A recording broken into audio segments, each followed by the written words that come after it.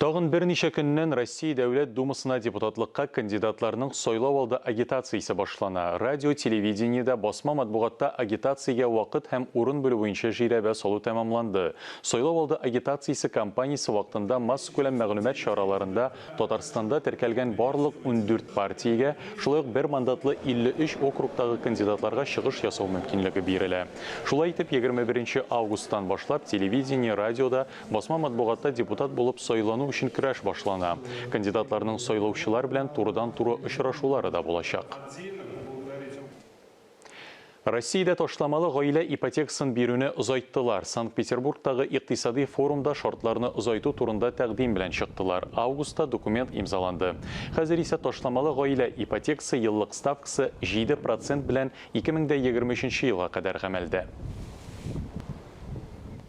Салават күпере комплексында яшәүчеләр өчен сөенечле хәбәр. Яңа автобус маршруты тәкъдим ителә.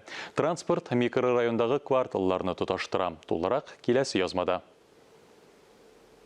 Салават күпере комплексында яшәүчеләргә шәһәргә барып җитү җиңелрәк булачак. 62-нче автобус үз маршрутын үзгәртә. Беренче, икенче кварталлар аша уза. Меняем схему 62-го маршрута, он не будет доезжать больше до Осинова.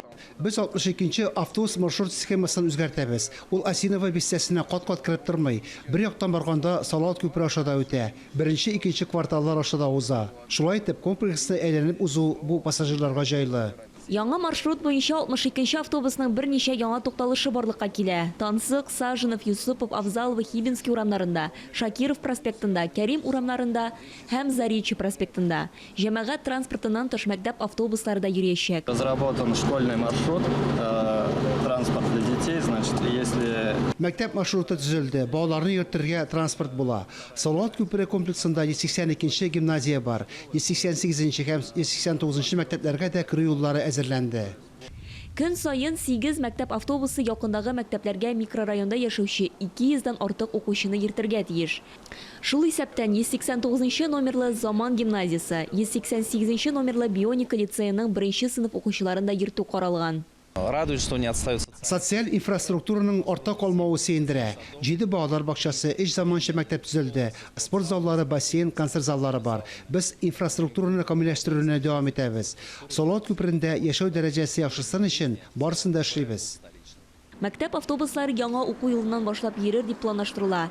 62-нче автобус 25 августтан хәрәкәт итү схемасын үзгәртә.